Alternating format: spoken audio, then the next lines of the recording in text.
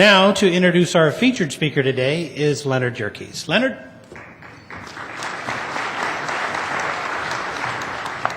It is a personal privilege and a great honor to be able to introduce Bill to you, a fellow Rotarian, Bill Bryant.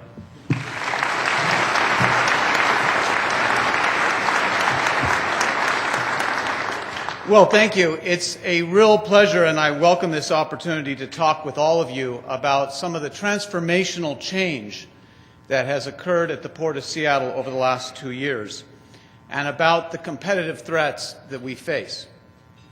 And when I say we face, I mean the Port of Seattle and the ports of Puget Sound, but I also mean our community. All of us in this community should be concerned about the competitive threats facing the ports of Puget Sound. That's because the ports of Seattle and Tacoma generate over 100,000 jobs in King and Pierce counties. And if we don't rise to meet the competitive threats that are confronting us, those jobs could move to British Columbia, or Houston, or Savannah, or Charleston, and that would not be good. So this afternoon, what I would like to do is to talk about some of the competitive threats that lie ahead. And I would put these competitive threats, or I put these competitive threats into 3 categories: transportation, taxation, and education. And I would like to talk about some of the transformational opportunities that I really believe are within our grasp, if only we have the political will to reach for them. But before I talk about threats and opportunities, let's flash back to where the port was 2 years ago. And given the fact that I lived through it, you don't hear me say that very often. As Leonard mentioned, I was elected in the fall of 2007, so I was sworn in the first week of January in 2008. And I was sworn in only 2 weeks after the state auditor released a report suggesting that there had been violations of policies and procedures, and even alleging the possibility that there could be fraud in certain contracts. And so I arrived the first meeting in January, and I get to the room where I'm going to be sworn in, which is the first public meeting since the release of this report, and there are 300 people in there. Hey, that's just kind of cool.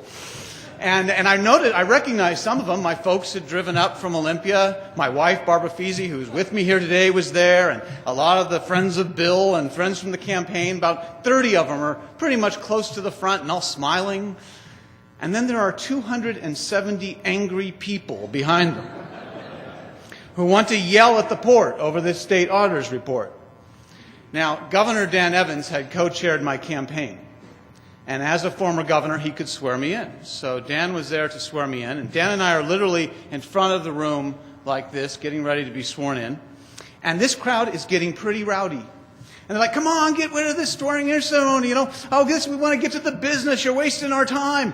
And Dan kind of looks over at this crowd, and they're jumping up and down. And he leans in, and he says, would you like a recount? Starting that day, our CEO, Tei Yoshitani, and the new Port Commission began transforming the port's governance to be worthy of the public's trust. We put checks on any one individual's authority.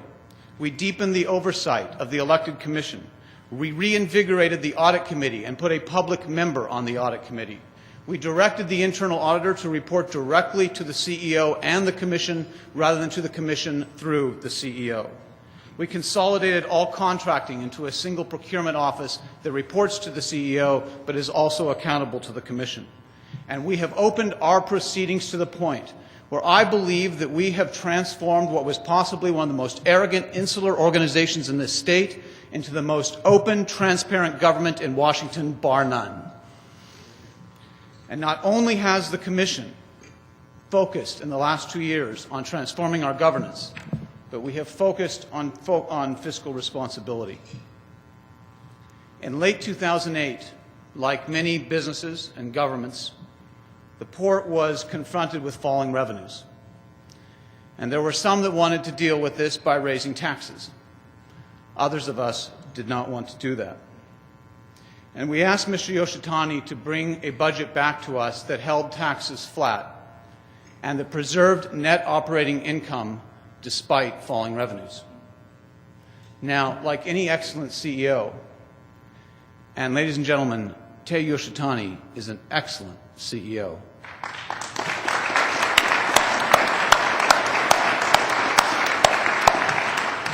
Like any excellent CEO, he came back to the Commission and explained some of the difficult decisions that would be made or involved in maintaining net operating income despite falling revenues. And the Commission considered those decisions and decided to move forward. And under Tei Yoshitani's leadership, the port initiated zero-based budgeting. And as a result of that exercise, we cut the budget 10%. We cut payroll 6%. We had employees cover part of their medical costs. We had 2 weeks unpaid furlough, and at the end of that year, we had positive net operating income. And because of the difficult and in some cases painful decisions that we made in 2008 and in 2009, in the fall of 2009, we were able to put together a 2010 budget that removed the seaport from the tax levy. So the seaport in the 2010 budget is now a self-contained unit supported on its own net operating income. We increased environmental reserves, we created a new transportation reserve, and for the first time in decades, the Port of Seattle cut the property tax. Ladies and gentlemen, we did what Olympia should be doing. And the results really speak for themselves. Ours is the fastest growing U.S. seaport on the West Coast. SeaTac is down about 3%, but that is really enviable when you consider that many airports around the United States are deep down into double-digit declines. Our grain terminal is operating at 10% over projections. And in 2009, we set a record of 218 cruise calls. Now, the port, we hope, sort of maybe breaks even on our cruise business. But because those cruise passengers, for the most part, spend the night in Seattle, each of those 218 cruise calls leaves $1.9 million behind in our local economy. And this performance is being recognized. Just a few weeks ago, in mid-February, the Port of Seattle earned a AAA bond rating. Now, ocean carriers and airlines are still grappling with the recession. And as a port, we are going to work with our partners, and that means we too are going to be grappling with some additional difficult decisions in the weeks and months to come. And we still have more work to do at the Port of Seattle. But because we have transformed our governance, and because we have focused on fiscal responsibility over the last 2 years, we are better positioned to take on the competitive threats that lie ahead of us and to keep jobs here. So let's talk a little bit about the threats to the competitiveness of Puget Sound's ports. And as I said, I kind of put them into 3 categories: transportation, taxation, and education. And let's start with transportation. We'll start with transportation because it's simple. It's just not easy or cheap, but it's simple. The issue's simple. Here's the issue. Our port's future depends on us being able to move freight through Seattle and Tacoma, over the Cascades, and to Ohio, Illinois, and Missouri faster than our competitor ports. It's that simple. What we need to understand is that the ports of Puget Sound, Seattle, and Tacoma are in a competitive dogfight with the ports of British Columbia, Prince Rupert, and Vancouver. A competitive dogfight to see who can move freight to the American Midwest most efficiently. And after 2014, we will be in this dogfight with Houston, Charleston, and Savannah.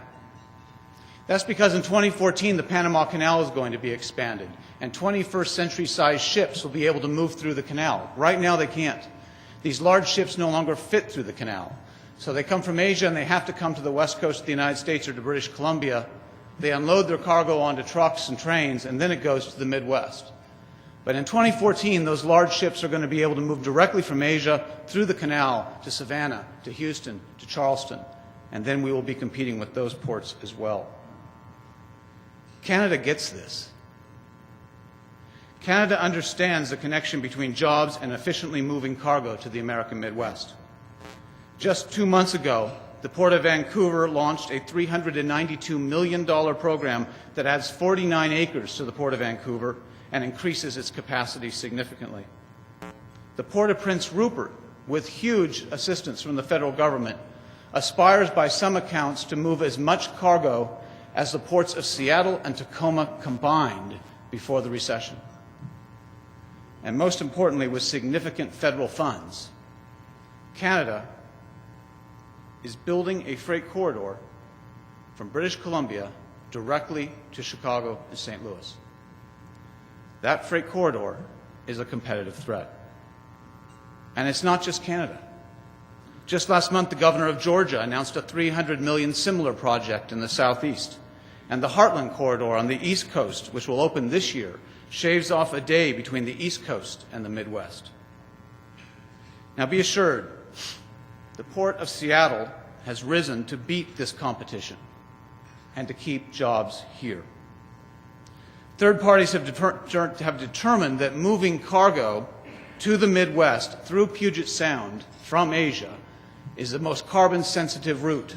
So to take it from Asia through Puget Sound and get it to the Midwest is the most carbon-sensitive route. And we are talking to big retailers about that, and they care about it. We have started joint marketing efforts with the Port of Tacoma to bring cargo into Puget Sound. Tei Yoshitani has pulled together the directors of other West Coast ports to collaboratively address common competitive issues. And over the last 10 years, the Port of Seattle has spent $45 million helping the state and cities in this area build overpasses and roads important to freight movement. And over the last 15 years, the ports of Seattle and Tacoma combined have spent roughly about $1 billion transforming aging port facilities into 21st century competitive terminals. And as a result of these initiatives, we have the capacity to significantly increase the volume of marine cargo we move through Puget Sound. Except, as a state, outside the port gates, we have not been sufficiently investing in our freight infrastructure. And that underinvestment could be a competitive threat. Now, how do we get in this situation? Well, I found out how we got in this situation a few months ago when I went to a transportation conference up in Vancouver, BC, and the Minister of Transport from Ottawa came out to give Vancouver millions of dollars for a new project to move freight efficiently through Vancouver. And in giving millions of dollars to the people of Vancouver, he said that we have, meaning the Canadians, an advantage over our American competitors. He said in Canada, we consider transportation projects strategic investments. And he said in America, they consider transportation projects pork. And he was right. We spread transportation dollars around trying to give everybody a project, regardless if that's where it will generate the most jobs or move the most cargo and people. Our approach is political, but it is not smart. We need to transform how we set transportation priorities. The fact that mayors come to me and say, Bill, it is easier, not easy, but easier for us to get funding for a new transportation project than it is to get funding to maintain our existing truck routes, even though we have $90 million in deferred maintenance in our truck routes in South King and North Pierce counties. The fact that it is easier for them to get money for a new project than it is to get funds to take care of what we already have reveals that our priority setting is broken. And it's not just how we prioritize projects that needs to be transformed. How we fund transportation is also broken.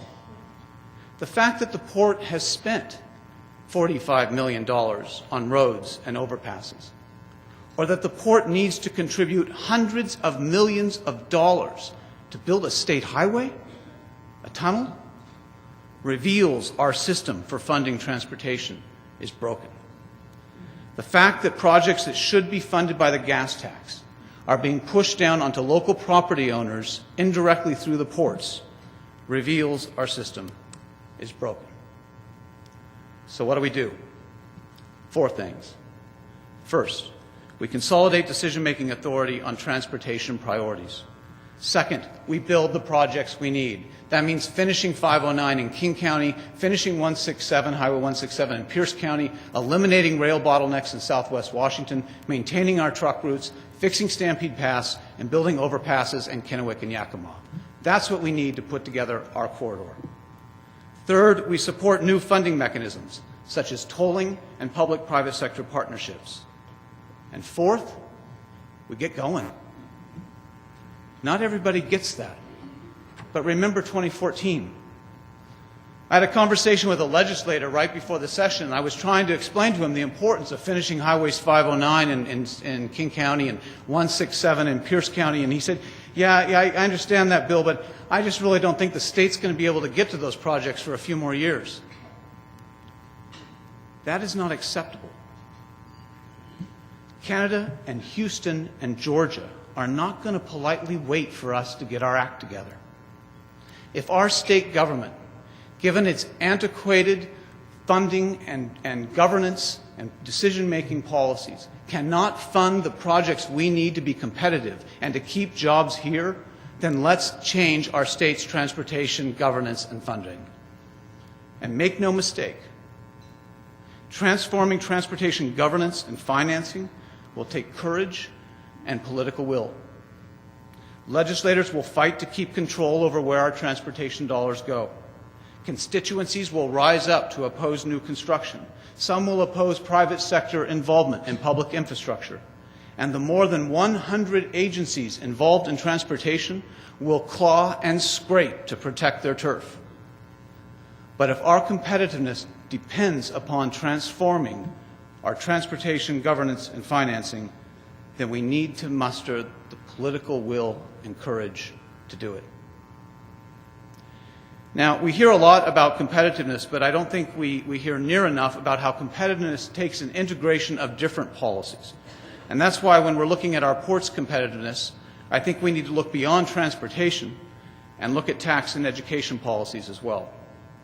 And in terms of taxes, at the federal level, cargo coming into U.S. ports, any U.S. port, pays a harbor maintenance tax. Now, there are two problems with that. First, cargo going into British Columbia ports, even if it goes into the British Columbia port and then comes into the United States, doesn't have to pay the tax. And that puts us at a competitive disadvantage. And second, while the cargo coming into Seattle pays the tax, since Seattle is a deep water port, we don't qualify to get any of that fund money back. But Savannah and Charleston are not deep water ports, so they do qualify to get the funds. So indirectly, we are subsidizing our future competitors. It's got to be corrected, and it's an issue that Tei Yoshitani and his West Coast Collaborative Group is addressing. In terms of state taxes, at a time when Houston is expanding its distribution space by millions of square feet, as are other competitive ports, mayors have come to me and explained that the state has taken away the revenue they used to use to support distribution centers. And so now there is a disincentive for these mayors to zone for any additional distribution space, even though expanding our distribution centers in South King and North Pierce County is essential to generating new jobs and remaining competitive. And another factor in our competitiveness, and I'm going to play off the previous speaker a bit, is having qualified workers to fill seaport and airport jobs. That is why at the Port of Seattle we have a Port Jobs program. It's a program to lift people into apprenticeship and training programs so that they can enter jobs at the airport or in aviation or construction or in the maritime fields. And yet Port Jobs staff have told me that many high school graduates do not have the basic math, language, or computer skills needed to enter an apprenticeship program. In fact, 52% of Washington students with high school diplomas who apply to enter community college do not have the skills they need to be admitted to community college. 2/3 of the Washington students who do get admitted to community college drop out in their first year. In a state whose Constitution specifically commits us to providing basic education, we have failed. We have failed our students. We have failed the good teachers, and we are creating a competitive threat. And even more than transportation, transforming our education system is going to require courage and political will. Now, as the previous speaker said, there has been some attempts at education reform, and there's a bill on the governor's desk right now. And there is some talk about the 2011 or maybe the 2013 session being dedicated to transportation reform. But when it comes to reforming transportation and education, we can't simply make little changes around the edges, congratulate ourselves, and move on. Over the last 2 years on the Port Commission, I have learned that the measure of whether we are reforming enough cannot be how much we have done. But the measure on whether or not we are reforming enough must be how much our competitors are changing. Anything less is taking our competitiveness for granted. And when you do that, it can disappear very quickly. Tay always reminds us that in the 1970s, Baltimore was the busiest seaport on the East Coast. And because they took their competitiveness for granted, and because they did not adapt technology to their geography, within 15 years they had lost their leadership, and they were developing their waterfront for tourism. That doesn't have to happen here. Many of us are working to ensure it does not. And in closing, let me share with you but just one way we are working to ensure that it does not. As part of the Port Centennial celebration next year, the Port Commission and the staff are developing a new 20-year strategic plan. We call it the Century Agenda.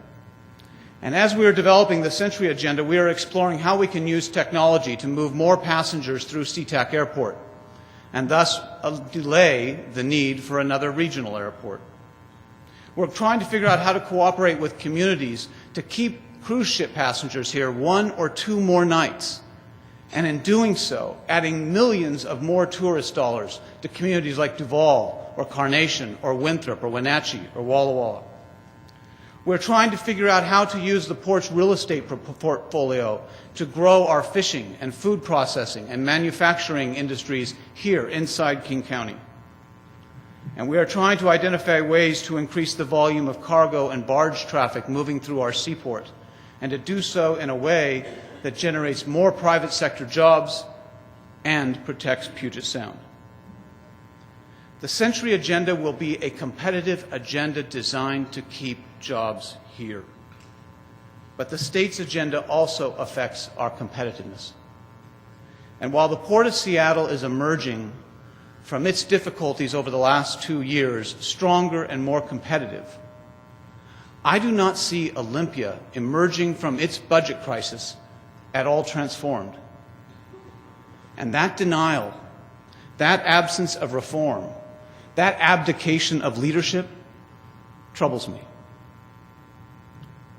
But I'm essentially optimistic. And I'm optimistic based on the knowledge that everything we need to be competitive we have in our own backyard, and for the most part, it's homegrown. I talked about our need to transform transportation governance and financing. And I know, I'm optimistic because I know that John Stanton and Norm Rice and many others spent months putting together a new transportation finance and governance system, put it in a report that sits idle on a shelf in Olympia. But we can pull that report off the shelf and implement it. When I talked about our tax policies and how they need to be changed at the federal level so that we aren't subsidizing our competitors, I'm optimistic because our own CEO is helping to lead the federal effort to correct that problem. And at the state level, with these disincentives to expand our distribution center, all we need to do is listen to our mayors and county commissioners. And I talked about the need to ensure that we have high school graduates who are prepared to enter the trades. And I'm optimistic because I know that the Gates Foundation collects best practices for education reform from around the country and hungers to work in its own state. We have what we need to transform and be competitive. But we, as a community, must decide to compete. We must embrace the reforms and support the projects that are going to make us competitive. And ladies and gentlemen, we must elect leaders who have the courage and political will to make it happen. Thank you.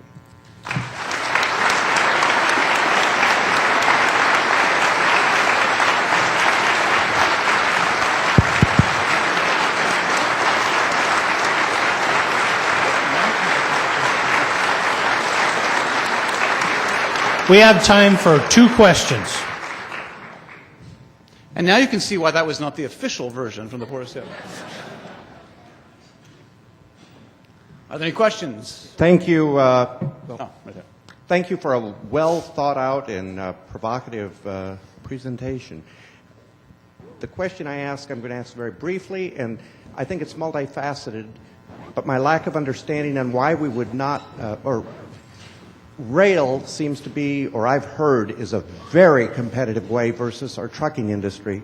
And I think the multifaceted aspect, I hope you don't skip over that quickly. How do you, wouldn't that be a good way to tackle the competitiveness against Canada? No, it is, and the corridor from Canada is largely dependent on rail. We, for the most part, we use trucks to distribute within a radius around the northwest or west, Idaho, Montana. If it's going to the Midwest, it's going to go by rail. And that's why it's so important that we work with the Burlington Northern to crown and widen the Stampede Pass tunnels, because now we can't put double-stacked trains through for the Stampede Pass tunnels. We're going to need to do that. It's why we're going to need to eliminate rail bottlenecks that I mentioned in Centralia and Kalama and Vancouver, Washington, so that we can move cargo through the north-south corridor and then up through the Columbia Gorge. So rail is a critical element in this. Okay, one more question. Thank you. How would you suggest to consolidate the decision-making process, the state, federal level? How do we get involved? I would first of all encourage all of you who really care and maybe one night can't sleep to download the report that John Stanton and Norm Rice and somebody put together, because they very clearly explain how we can consolidate these different agencies into a single regional and then statewide organization. And essentially what we need to do is create, rather than have 100 different agencies, a single agency that will be charged with deciding where the transportation priorities are going to be for that region and then how they fit together in a state. What we have right now is we have a lot of different projects. We might build a new overpass over by Wenatchee, and we might widen a highway down by Mason County and Shelton or something, but nothing fits together. And we need to ensure that we're setting priorities that are fitting together at the regional and the state basis. And this type of governance, which is proposed in that report, clearly explains how we can get there. Yep. Bill, one question I have that seems to be in the news lately is the potential and possibility of commercial flights out of Payne Field in Everett. May not be the purview of the Port of Seattle, but could you comment on that, please? Well, one of our most important, if not our most important, partner and customer at SeaTech is Alaska Airlines, so I like whatever Alaska Airlines wants to do. I think if you had I-5 working, there might be less of a demand to have flights out of Payne Field, but that goes back to putting a transportation system that works together as a system. The Port of Seattle does not have any specific, and I'm speaking on behalf of the Port, we haven't taken it up. But I do know that that Horizon and Alaska are looking forward to opening up service there if the community wants it, and they're really thinking that this is not going to detract from SeaTac's flights at all, but it's just going to augment and give them an opportunity to service people up in the north in a way that they're not able to right now. Great. Thank you very much.